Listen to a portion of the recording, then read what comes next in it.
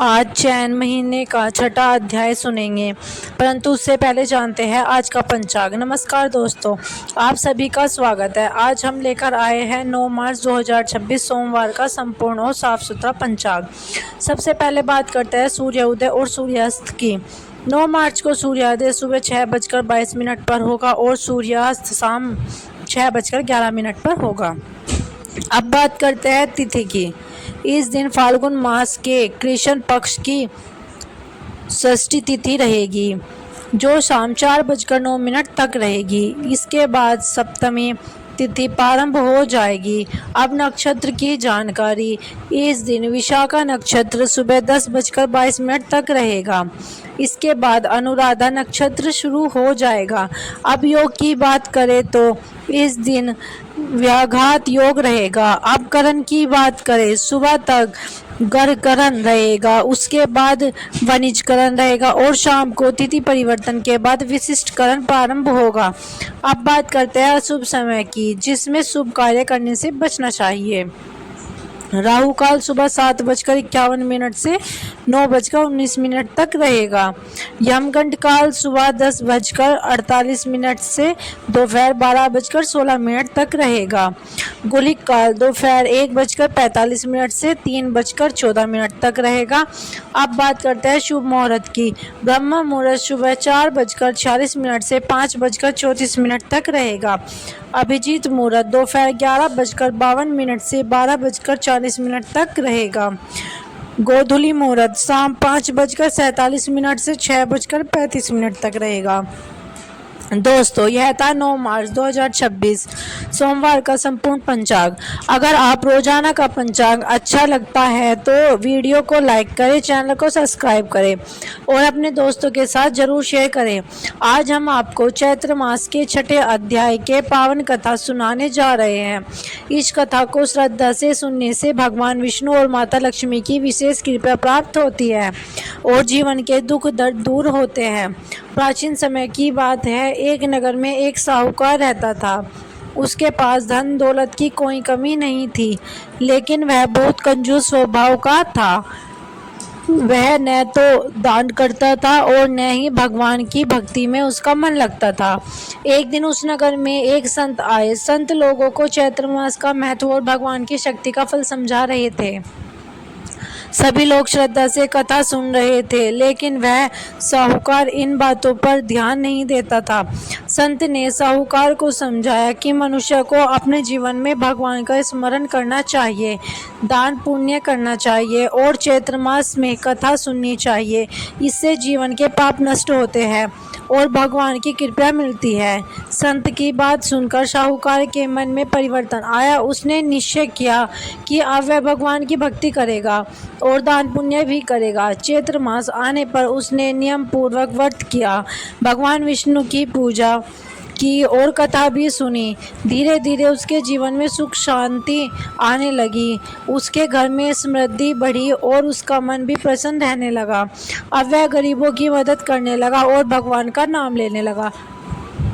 कुछ समय बाद वही साहूकार नगर में एक दयालु और धार्मिक व्यक्ति के रूप में प्रसिद्ध हो गया। लोगों ने जब उससे पूछा कि उसके जीवन में इतना बड़ा परिवर्तन कैसे आया, तो उसने कहा, यह सब चैत्र मास की कथा सुनने और भगवान की भक्ति करने का फल है। तभी से यह माना जाता है कि जो भी श्रद्धा और विश्वास से चैत्र मास के छठे अध्याय की कथा सुनता है, उसके जीवन के दुख दूर होते हैं और भगवान उसकी सभी मनोकामनाएं पूर्ण करते हैं। इसी के साथ चैत्र वितरण करें। इस दिन अपनी क्षमता के अनुसार गरीबों को अन्न वस्त्र दान देना भी अत्यंत शुभ माना जाता है। धार्मिक मान्यताओं के अनुसार जो व्यक्ति चैत्र मास की पंचमी तिथि पर श्रद्धा और भक्ति के साथ पूजा करता है, उसके जीवन में सुख शांति और समृद्धि बनी रहती है और भगवान की विशेष कृपा प्राप्त होती है। इसी श्रद्धा और भक्ति के साथ चैत्र मास की पंचमी तिथि की पूजा की जाती है। नमस्कार दोस्तों, आज हम हिंदू धर्म के अत्यंत पवित्र और महत्वपूर्ण महीने चैत्र मास की कथा, उसका महत्व और उसके धार्मिक रहस्यों के बारे में विस्तार से जानेंगे। हिंदू पंचांग के अनुसार चैत्र मास वर्ष का पहला महीना माना जाता है। इसी महीने से हिंदू नववर्ष की शुरुआत होती है, जब प्रकृति में वसंत ऋतु अपने पूरे सौंदर्य के साथ आती है। पेड़ों पर नई कोपलें निकलती है, वातावरण में नई ऊर्जा और नई उमंग का संचार होता है। उसी समय चैत्र मास का आगमन होता है, इसलिए इसे नए आरंभ, नई आशा और नई ऊर्जा का प्रतीक माना जाता है। पौराणिक मान्यता के अनुसार चैत्र मास का संबंध सृष्टि की रचना से भी जुड़ा हुआ है। कहा जाता है कि इसी मास के शुक्ल पक्ष की प्रतिभा तिथि के दिन भगवान ब्रह्मा ने सृष्टि की रचना प्रारंभ की थी, इसलिए इस दिन को अत्यंत पवित्र और शुभ माना जाता है। यही कारण है कि इस दिन को नववत्सर या हिंदू नववर्ष के रूप में भी माना जाता है। चैत्र मास में अनेक पवित्र पर्व और व्रत रखे आते हैं। इस महीने की सबसे प्रमुख घटना चैत्र नवरात्रि होती है। चैत्र शुक्ल प्रतिपदा से नवरात्रि का आरंभ होता है और 9 दिन तक माता दुर्गा के 9 रूपों की पूजा की जाती है। इन 9 दिनों में भक्तजन उपवास रखते हैं, भक्ति और साधन करते हैं और माता रानी से सुख, शांति और समृद्धि की प्रार्थना करते हैं। चैत्र नवरात्रि की एक पौराणिक कथा भी प्रसिद्ध है।